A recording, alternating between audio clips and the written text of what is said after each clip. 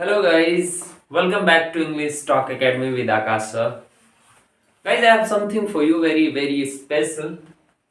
Failure always leads to success. Means that कि failure हमेशा success की तरफ जाता है. So failure से ना घबराएं. Keep fighting. Always be happy. Let's go back to the class.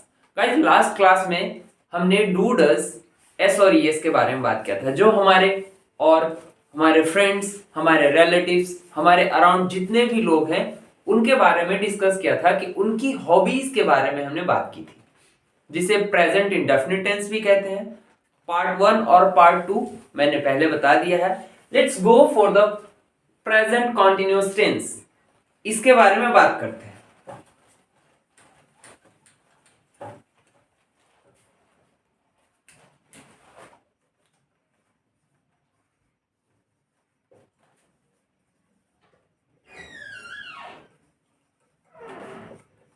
Present continuous tense. Guys, what do you have to understand about the present continuous tense is कि जब भी आप हॉबीज के बारे में बात करते थे तो आपने प्रेजेंट इंडेफिनिट टेंस का हेल्प लिया. बट इन दिस केस जब भी आप किसी काम के प्रोसेस के बारे में बात करते हैं, किसी काम का प्रोसेस के बारे में बात करते हैं, फॉर एग्जाम्पल राइट नाउ आप ये वीडियो देख रहे हैं, आप ये क्लास ले रहे हैं, तो ये काम अभी चल रहा है. फॉर एग्जाम्पल मैं अभी आपको पढ़ा रहा हूं, मीन्स दैट कि ये काम भी अभी चल रहा है. बाहर में बच्चे खेल रहे हैं, मीन्स दैट ये काम वहां पे हो रहा है. रास्ते में गाड़ियां आ जा रही हैं, तो मीन्स दैट यहाँ पे ये सारे काम प्रोसेस में है. गाइस, इसे समझने से पहले आपको एक बहुत इंपॉर्टेंट चीज समझना है, जो कि ये तो बुक में बताया गया है, बुक से देयर इज नो कंफ्यूजन कि बुक में ऐसा ही बताया गया है. But I am telling you something different. Present continuous tense का मेन पार्ट होता है, उसे हम क्या कह सकते हैं, is, am, are plus actioning. Action में मैंने आईएनजी को पुट किया है. I repeat myself, action में मैंने आईएनजी पुट किया है एक्शनिंग, यानी कि एक समझने के लिए कॉन्सेप्ट के तौर पे मैंने बताया इसको. ठीक है, अगर आप इसे चाहें तो एक्शन प्लस आईएनजी भी लिख सकते हैं. मींस दैट इसका ये होगा वी का फोर्थ फॉर्म. बुक में तो यही बताया जाता है ना, action plus ING means that verb का फोर्थ फॉर्म. वर्ब का फोर्थ फॉर्म कौन सा होता है, जिसमें आईएनजी लगा होता है. वर्ब का फिफ्थ फॉर्म कौन सा होता है, जिसमें एस और ईएस लगा होता है, जो कि मैंने प्रेजेंट इंडेफिनिट टेंस में बताया था. Okay, so let's back to the our class again. Guys, आप यहां चीज एक समझो, बात को समझो. हम कोई सा भी काम करते हैं तो उसका एक रीजन होता है, उसका एक वजह होता है ना. हर काम को करने से पहले हमें उसके बारे में एक सोचते हैं कि अगर हम इस काम को कर रहे हैं तो क्यों कर रहे हैं, what is the reason behind of that work what I am doing right now. यही कह सकते हैं ना कि क्या वजह हो सकती है कि मुझे ये काम करना है. If your mother give you something to do that, means that as a task, अगर वो आपकी मम्मी आपको कुछ काम देती है करने को, तो उसके पीछे कोई ना कोई तो रीजन होगा. फॉर लाइक दैट मैं यहां पे भी बात करूं कि प्रेजेंट कॉन्टिन्यूअस टेंस को हम पढ़ क्यों रहे हैं, what is the reason behind, इसकी जरूरत क्या है, व्हाट इज द रिक्वायरमेंट. तो रिक्वायरमेंट ये है कि जब भी आप किसी भी काम को रेगुलरली करना चाहते हो या वो काम प्रोसेस में है, मींस दैट कोई, मैं ये रिपीट कर रहा हूं, रेगुलर मींस दैट कंटिन्यूअसली उस काम को किया जा रहा है, वो काम हो रहा है, जिसमें आपको यहां तक ये पता चल रहा है कि वो काम या तो आप कर रहे हैं, या आपका कोई फ्रेंड कर रहा है, या फिर आपके सामने वाला कर रहा है, या फिर कोई और थर्ड पर्सन कर रहा है, doesn't matter. But the matter is that कि वो काम प्रोसेस में हो, कंटिन्यूअसली चल रहा हो. एक समय से स्टार्ट हुआ है, अभी चल रहा है, या डजंट नो दैट कि डजंट मीन दैट कि वो काम कब स्टार्ट हुआ था, but the work is in under process. Okay guys, let's go for the sentences. For example, आपने कहा था मैं खाना खाता हूं, ये आपकी हॉबीज थी. बट मैं क्रिकेट खेल रहा हूं, मैं फुटबॉल खेल रहा हूं, मैं बच्चों को पढ़ा रहा हूं, मैं बच्चों से जोक्स सुन रहा हूँ, या फिर मैं गाना सुन रहा हूँ, या मूवी देख रहा हूँ, या फिर खाना पका रहा हूँ, या स्कूल जा रहा हूँ, मंदिर जा रहा हूँ, या कोई और है जो सीता है वो राम को लोरियां सुना रही है, या फिर राधा अपने सहेलियों के साथ खेल रही है, या फिर कन्हैया बांसुरी बजा रहा है, तो मीन्स दैट ये सारे काम क्या है, अंडर प्रोसेस है। सो देर इज नो कंफ्यूजन, जो काम अंडर प्रोसेस होगा, जो काम कंटिन्यूसली चल रहा होगा, उसके लिए आप प्रेजेंट कॉन्टिन्यूअस टेंस का यूज करेंगे, जिसका मेन कंपोनेंट होता है is am are plus actioning, यानी कि action plus ING. Guys, let's talk about the subject. What is the role of is am are while using subject? Subject use करते हुए is am are का role क्या है guys, यहां पे आप समझो। इज के साथ कौन सा सब्जेक्ट यूज होगा, एम के साथ कौन सा सब्जेक्ट यूज होगा, और आर के साथ कौन सा सब्जेक्ट यूज होगा। गाइस, मैं रिपीट करता हूं एक बार अपने आप को, ये आर नहीं है। आर जो आप बोलते हैं आ और र, ये आर नहीं है। इसको प्लीज प्रोनाउंस करें आर। र को थोड़ा रोल करें, मीन्स दैट अपने जो टंग है, आपका जीभ है, उसको थोड़ा अंदर की तरफ खींचे, R. Okay, it's not R, it's R. M, ये एम नहीं है, एम नहीं है, इट्स एम। ठीक है, एम। इज, ज नहीं, ज। इस भी नहीं, कई लोग इस बोलते हैं, या फिर कई लोग इज बोलते हैं। It's not is, it's is. Okay, is that clear? So pronunciation पे भी हमें ध्यान रखना है। इज के साथ क्या यूज होता है guys? He, she, it, name, और क्या होगा? Okay, let's come singular noun. Singular noun या नंबर बोल ले।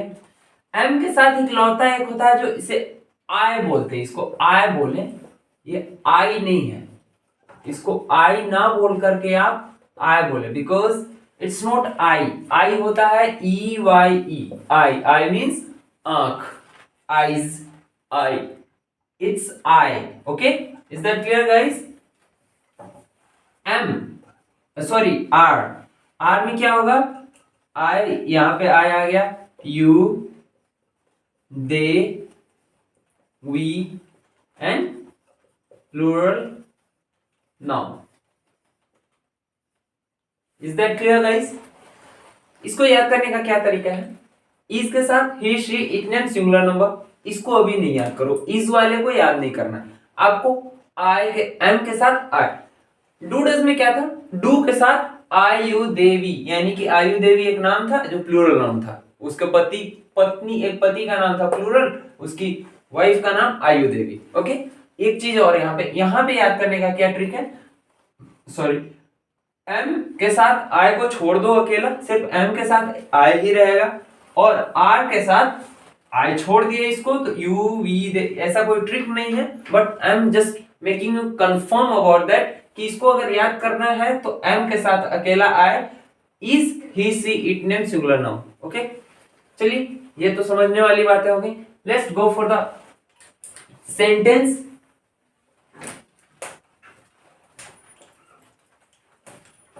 गाइस, मैं यहां पे एक तरीके से आपको बताता हूं। अफर्मेटिव सेंटेंस, अफर्मेटिव को मैं ए एफ एफ लिखता हूं, ठीक है? आपको मैं फिर से रिपीट कर रहा हूं, जैसे कि ये अफर्मेटिव हो गया। ओके, तो इसको अगर स्पेल आउट करना हो तो आप कैसे स्पेल आउट करोगे? AFFIRMATIVE, ये स्पेल आउट करोगे, बट द कॉन्सेप्ट इज कि यहां पे डबल एफ ना बोल करके आप एफ एफ 2 बार बोले। ओके, क्योंकि जब भी आप मैथमेटिक्स पढ़ते हो तो वहां पे double F, double 2, double 3, double 5, triple 4, 4 time 4, 5 time 4 ऐसे करके बोल लेते हैं, लेकिन इंग्लिश में इसको आप डबल डबल ए ना बोल करके ए बोले, बी बी, सी सी, ओ ओ, पी पी, क्यू क्यू, ऐसा करके बोलना पड़ेगा आपको। So that let's go for that. Affirmative sentence क्या है, इसका रूल थोड़ा सा देख लेंगे हम। रूल क्या होगा गाइस? सिंपल रूल है, subject plus is, am, are, action, sorry actioning. Clear? Action में क्या आ जाएगा आपका, मैंने पहले भी बता दिया है, object plus verb, verb plus object. Okay, आपको ये अदर वर्ड है, अंडरस्टूड वर्ड। अदर वर्ड क्या है आपका, अंडरस्टूड है। यहां पे ध्यान रखना, अदर वर्ड आपका अंडरस्टूड होगा, बट आपको तो बुक से अगर देखना है तो बुक से चल लेते हैं थोड़ा सा। Subject plus helping verbs plus verb, verb का fourth form plus object plus other word. ये आपका बुक के अकॉर्डिंग हो गया। चलिए अब बात करते हैं। मैं एक सेंटेंस आपसे बोलता हूं, मैं पढ़ता हूं, ठीक है, आई स्टडी, लेकिन मैं अभी पढ़ रहा हूं, I am studying right now, ये होगा। लेकिन अगर राइट नाउ ना लगाया जाए तो क्या होगा, आई एम स्टडिंग, यही होगा ना। आई, सब्जेक्ट देखो यहां पे क्या है, आई है। आई के साथ मैंने क्या बताया था, आई के साथ सिंपल एम होगा, ठीक है, एम के साथ आई, आर के साथ you, they, we and plural, इतना से आप समझ जाना। और इज के साथ क्या था, ही, शी, इट, नेम और सिंगुलर। यहां से आप थोड़ा सा ध्यान रखिएगा, इस कुछ दिन और प्रॉब्लम होंगी, फिर बड़ा बोर्ड आ जाएगा, don't worry about that. I am studying, I am studying means that कि यहां पे ये काम चल रहा है, ये पढ़ने का जो काम है, स्टडी। अच्छा गाइस एक चीज बताओ, रीड और स्टडी में डिफरेंस आपको पता है क्या?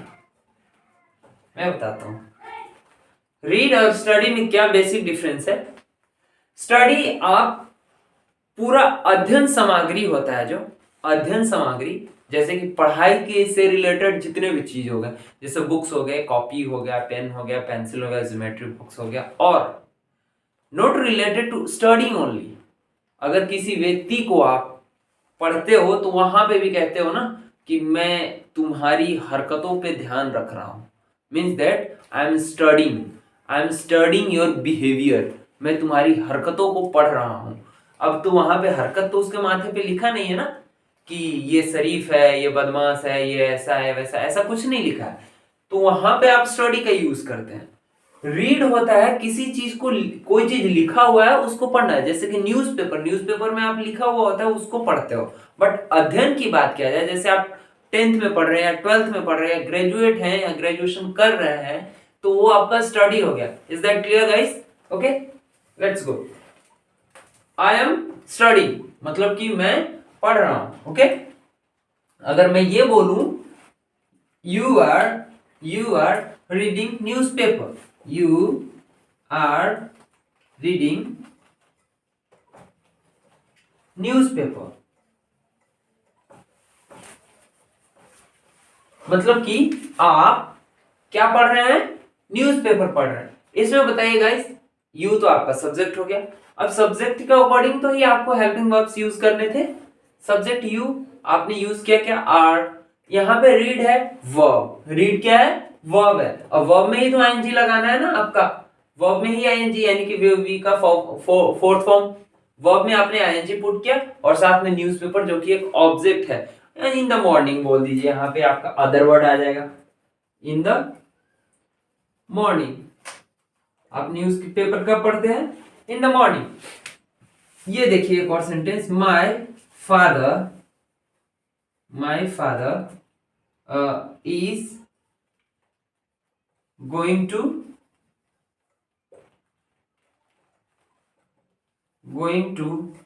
Office. Okay, my father is going to office. अब यहाँ पे माय फादर कौन सा है, थर्ड पर्सन है। माय फादर क्या है गाइस, थर्ड पर्सन है। There is no doubt about it, my father is a third person. तो थर्ड पर्सन यानी कि ही, शी, कुछ ही लग सकता है। फादर के लिए क्या लगेगा, ही लगेगा, तो उसके लिए क्या आएगा, इज। ही के लिए क्या आता है, is. My father is going to office, मतलब कि यहाँ पे माय फादर थर्ड पर्सन है, इसलिए आपको इसका यूज करना है। यहां तक क्लियर हो गया गाइस? ओके, सो आगे हम चलते हैं नेगेटिव सेंटेंस की तरफ। ठीक है, इसको थोड़ा सा ध्यान देना है। अगला क्लास, पिछला क्लास जो आपका था लंबा इसलिए हो रहा था जस्ट बिकॉज ऑफ कि उसमें बेसिक चीजें आपको बताना था। ये क्लास में एक ही पार्ट इसका बनेगा, सारा कुछ क्लियर हो जाएगा। नेगेटिव सेंटेंस यहाँ पे देखिए गाइस, आप थोड़ा सा नेगेटिव सेंटेंस को देखें। रूल क्या होगा नेगेटिव सेंटेंस में? इज ए मान नॉट प्लस एक्सनिंग। यहां पे आप इज ए मान नॉट प्लस एक्शनिंग, ठीक है। इसमें भी वैसे ही कुछ होगा, नॉट प्लस वर्ब का fourth form plus object plus other word. Clear है गाइस? अब देखिए, आपने ये कहा कि मैं क्रिकेट खेल रहा हूं। अब आपकी मम्मी आपको कॉल करी, बेटा क्या कर रहा है, बेटा क्या कर रहा है? मम्मा मैं सो रहा हूं। मीन्स दैट आपने मॉर्निंग में कहा मम्मा मैं सो रहा हूं। मम्मी कॉल की, मम्मी सपोज करो कि घर पे नहीं है तो मम्मी कॉल की, क्या कर रहे हो? बेटा मम्मा मैं सो रहा हूं, आपने यही बताया। लेकिन मम्मी अगर ये कहती है डायरेक्ट आपको कि क्या तुम सो रहे हो, तो आप क्या बोलोगे? नहीं, या तो फिर पूरा आंसर दोगे नहीं मैं नहीं सो रहा हूं। Mean that I am not sleeping, मैं नहीं सो रहा हूं। मैं अब अगर आपसे कोई पूछता है कि तुम डांस करते हो, हाँ मैं करता हूं, तो क्या अभी डांस कर रहे हो? मैं अभी डांस नहीं कर रहा हूं, मीन दैट मैं डांस नहीं कर रहा हूं, मैं क्रिकेट नहीं खेल रहा हूं, मैं तुम्हें डरा नहीं रहा हूं या मैं तुम्हें पढ़ा नहीं रहा हूं, ऐसा बोल सकता हूं। अगर मैं तुम्हें सपोज करो कि क्लास में पढ़ाते पढ़ाते तुम्हें नींद आ जाती है, सॉरी पढ़ते पढ़ते तुम्हें नींद आ जाती है, तो आप उसमें क्या कहोगे? मैं पूछूं क्या कर रहे हो, सो रहे हो, तो आप ये कहोगे नहीं सर मैं नहीं सो रहा, means that I am not sleeping. अब यहाँ पे देखो, जबकि आपको नेगेटिव सेंटेंस बनाना है तो उसमें not not is a very mandatory, is that clear? Note तो बहुत ही ज्यादा इंपॉर्टेंट है ना। तो वहां पे हम क्या करेंगे, सिंपल सा गाइस, सेम फॉर्मूला यूज करना है जो लास्ट क्लास में आपने सॉरी लास्ट वाले सेंटेंस बनाते वक्त किया था। आई एम नॉट स्टडी, मैं नहीं पढ़ रहा हूं, ये हो सकता है। You are not reading newspaper, ऐसा हो सकता है। क्या ये हो सकता है माई फादर इज नॉट, क्या था, चलो कुछ भी था, playing cricket with me, okay, with my के लिए लंबा हो जाएगा। My father is not playing cricket with me, मेरे पापा मेरे साथ क्रिकेट नहीं खेल रहे हैं। आई एम नॉट स्टडिंग, मैं पढ़ाई नहीं कर रहा हूं। You are not reading newspaper, तुम न्यूज़पेपर नहीं पढ़ रहे हो। You are reading something else और I don't know what is that, but you are not reading newspaper, तुम न्यूज़पेपर तो नहीं पढ़ रहे हो। यहां पे एक चीज और समझने के लिए गाइस, कई लोग क्या करते हैं मिस्टेक, कि नॉट को कभी सब्जेक्ट के बाद सॉरी वर्ब के बाद लगा देते हैं, या तो फिर नॉट को एम से पहले यूज कर लेते हैं, यानी कि हेल्पिंग वर्ब से पहले। तो वो मिस्टेक ना करें, माइंड इट कि जब भी आपका नॉट आएगा, यानी कि जब भी आपका नॉट आएगा तो वो हमेशा हेल्पिंग वर्ब्स के साथ ही होगा, इतना क्लियर है। ठीक है, for example I am not studying, यहां पे आई एम नॉट है। देखो गाइस, आई एम नॉट को हम क्या लिख सकते हैं,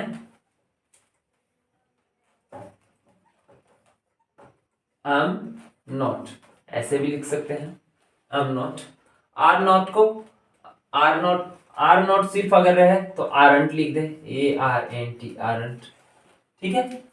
इज नॉट को क्या लिख सकते हैं आप, इजंट, इज नॉट को क्या लिख सकते हैं, इजंट। मैं इसको थोड़ा सा डिटेल में बताता हूँ इधर करके, ठीक है, इतना आप क्लियर रखें माइंड में। Is am sorry I am not studying आप नॉट स्टडिंग बोल सकते हैं इसको। You are not studying reading newspaper, my father is not playing cricket.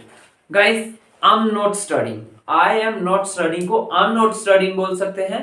I am को आम बोला जाता है, जिसे एम बोलने के बजाय आप आम बोल लीजिए। ये प्रोनाउंसिएशन की बातें हैं। I am not studying, is है इजंट बोल देते हैं, इज नॉट को इजंट, आर नॉट को आरंट बोल देते हैं। You are not going to temple को you aren't going to temple. He isn't playing cricket, he isn't playing cricket, ऐसे करके बोल लिया। ठीक है, ये थोड़ा शॉर्ट फॉर्म्स है जो आपको याद रखना है। चलिए अब नेगेटिव के बाद इंटरोगेटिव सेंटेंस देखते हैं हम। Okay,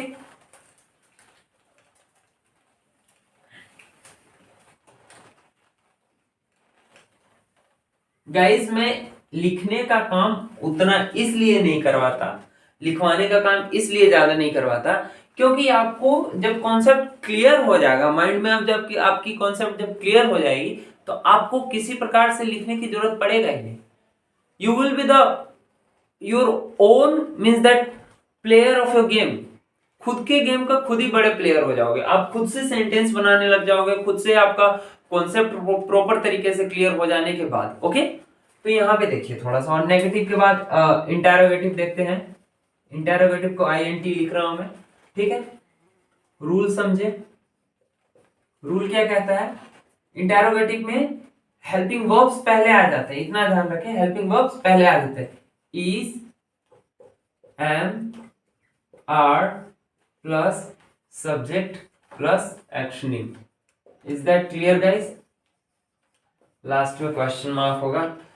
same that in books वाले में जो होगा, हेल्पिंग वर्ब्स पहले ले आओ आप, ठीक है, प्लस सब्जेक्ट प्लस वर्ब का फोर्थ फॉर्म।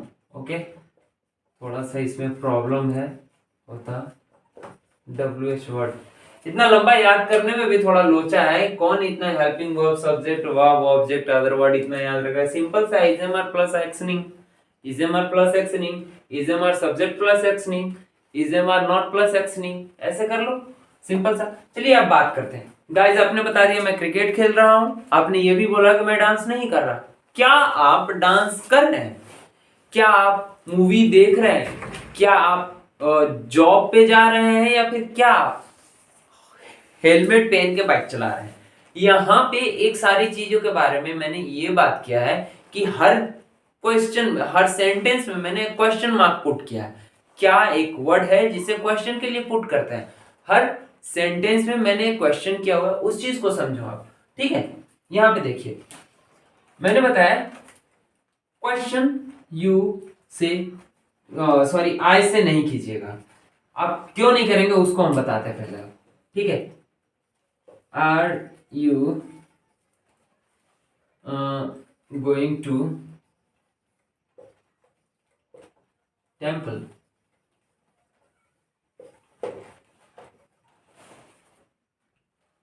आपने आंसर दिया यस आई एम, नहीं तो नो आई एम नॉट। इस बात को समझो, यहां पे देखना क्वेश्चन है are you going to temple, आपने यस आई एम आंसर दिया। जैसा कि मैंने, आप याद करो प्रीवियस क्लास डूडल्स, उसमें जब भी क्वेश्चन यू से किया गया था तो आंसर आई से होगा। जब क्वेश्चन यू से था तो हमने आंसर किससे किया था? आई से। क्वेश्चन यू से था, आंसर आपका आई होगा। क्यों होगा? क्योंकि मैं अगर क्वेश्चन आपसे करता हूं कि क्या आप डांस करते हैं, तो आप यही बोलेंगे ना कि हाँ मैं डांस करता हूं। आप ये तो नहीं ना कहोगे कि हाँ आप डांस करते हैं। ये तो थोड़ा कंफ्यूजन वाला हो जाएगा ना, ये प्रॉब्लम की बात है ना। तो यहां समझने वाली बात यही है कि जब भी आपसे क्वेश्चन यू से आएगा, आंसर आई से होगा। सोच करके देख लो, मैं आपसे पूछता हूं क्या तुम क्रिकेट खेल रहे हो, तो आप यही जवाब दोगे हाँ मैं खेल रहा हूं, या फिर हाँ। आप अपने लिए जवाब दे रहा हूं, मैं क्वेश्चन तो आपके लिए पूछ रहा हूं लेकिन जवाब आप अपने लिए दे रहे हो। वैसे ही आई से क्वेश्चन क्यों नहीं होगा, इस चीज को समझना। अगर मैं बोलूं am I cooking food, cooking food,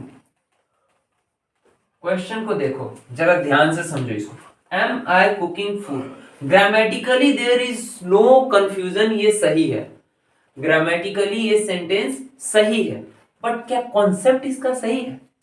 क्या मैं खाना पका रहा हूं, क्या मैं खाना पका रहा हूं? ये क्वेश्चन सुन के अटपटा नहीं लग रहा है? ऐसा लग रहा है कि कोई पागल व्यक्ति है, वो खुद से क्वेश्चन कर रहा है। क्या मैं डांस कर रहा हूं? ऐसा क्वेश्चन क्या मैं खुद से कर सकता हूं? क्या हम बच्चों के साथ खेल रहे हैं?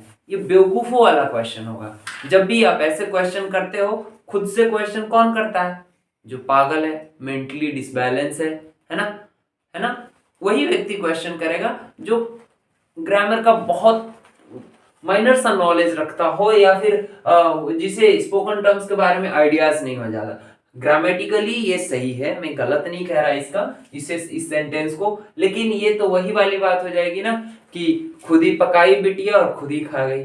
मतलब खुद ही से आपने क्वेश्चन किया, खुद ही आंसर दे डाले, हाँ मैं क्रिकेट खेल रहा हूँ, हाँ मैं मंदिर जा रहा हूँ। क्या मैं मंदिर जा रहा हूँ? फिर खुद ही बोल रहे हो कि हाँ मैं मंदिर जा रहा हूँ। तो ऐसे कौन करते हैं?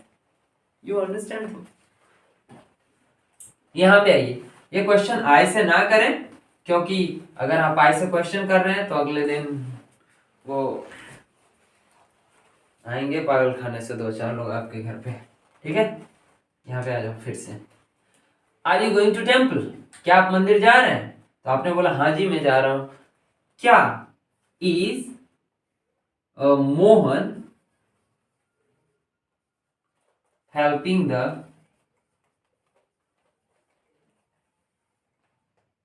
पुअर? क्या मोहन गरीबों का सहायता कर रहा है?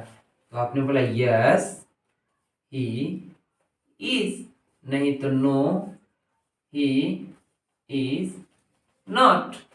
क्लियर है गाइस? आई बात समझ में? कॉन्सेप्ट समझना है। मैं 2-2 सेंटेंस ही करवा रहा हूं, ज्यादा सेंटेंस नहीं करवा रहा हूं। मैं वीडियो के एंड में आपको सारा क्वेश्चन और आंसर का पैटर्न फिर से बोर्ड पे लिख करके 2 फोटोग्राफ ऐड कर दूंगा, don't worry about that. But आपको इतना समझना है कि कॉन्सेप्ट आपके माइंड में प्रॉपर तरीके से फिट हो जाए, आपको ये पता चल जाए कि जो आप पढ़े हो क्या वो प्रॉपर तरीके से आपको समझ में आ गया है, क्या उसे अगले बार अप्लाई करने में पॉसिबिलिटीज हैं आपके पास, लगता है कि आप सक्षम है उस काम को करने में? अगर हैं तो एक बार इसको अच्छी तरीके से समझ लें। थोड़ा सा हम 1-2 वर्ड्स, आप WH वर्ड से आपको 1-2 सेंटेंसेस बता दे रहा हूं आपको, ठीक है, जो कि बहुत इंपॉर्टेंट होता है। WH वर्ड्स स्पोकन के लिए तो बहुत इंपॉर्टेंट है। Okay guys, let's go further. But WH words में क्या होता है गाइस, वो कुछ ज्यादा ऐसा है नहीं, बस आपको ना रूल के आगे WH लगा देना है, ठीक है? WH रूल में क्या होगा, पुट हो जाएगा। बात को समझना। आपसे ये पूछा गया कि क्या आप क्रिकेट खेलते हैं? आपने बोला हाँ जी मैं खेलता हूं, लेकिन आपका ये तो आंसर था यस और नो में, क्वेश्चन था यस और नो क्वेश्चन भी इसे कहते हैं, है ना? लेकिन अगर आपसे ये पूछा जाए कि तुम क्रिकेट खेलते तो सही है, ठीक बात, लेकिन किसके साथ खेलते हो? अब यहाँ पे हाँ और ना में आंसर नहीं चलेगा। आप ऐसा नहीं बोल सकते कि हाँ जी मैं क्रिकेट खेलता हूँ। अगर आपसे कोई पूछ ले कि तुम खाना खाते हो, हाँ मैं खाता हूँ, लेकिन क्या खाते हो, तो फिर भी आप बोलो हाँ जी मैं खाता हूँ, तो ये बेवकूफ़ वाली बात हो जाएगी ना। कौन सी क्लास में पढ़ते हो? हाँ मैं पढ़ता हूँ। किसके साथ घूमते हो? हाँ मैं घूमता हूँ। आंसर नहीं सूट कर रहा भाई, ऐसा नहीं हो सकता। क्या होगा कि जब आपको ये लगे कि आपने जो क्वेश्चन का प्रॉपर आंसर दिया है, तो ही बंदे को मजा आएगा, सामने वाले को ऐसा फील होगा कि no I am talking with a very gentleman, ये कह सकते हैं ना। तो यहाँ पे आइए थोड़ा सा हम बात करते हैं। और ये कह लू मैं, वेयर आर यू गोइंग? तुम कहां जा रहे हो भाई? तो आपका आंसर ये नहीं हो सकता yes I M. Yes I am नहीं बोल सकते। क्यों नहीं बोल सकते? क्योंकि ये यस नो क्वेश्चन है ही नहीं। ये कौन सा क्वेश्चन है? आपको इसका आंसर प्रॉपर तरीके से देना पड़ेगा। इसका आंसर क्या हो सकता है कि I am going to Mumbai और something else. Wherever you are going, वही बता दो आप, जहां भी आप जा रहे हो वही बताओगे ना। अगर आपसे पूछा जाए कि what does your father do, what is your father doing, तुम्हारे पापा क्या कर रहे हैं। चलो यहाँ पे राइट नाउ लगा लो। राइट नाउ तुम्हारे पापा अभी क्या कर रहे हैं, तो आप ये आंसर दे सकते हो my father is watching television right now.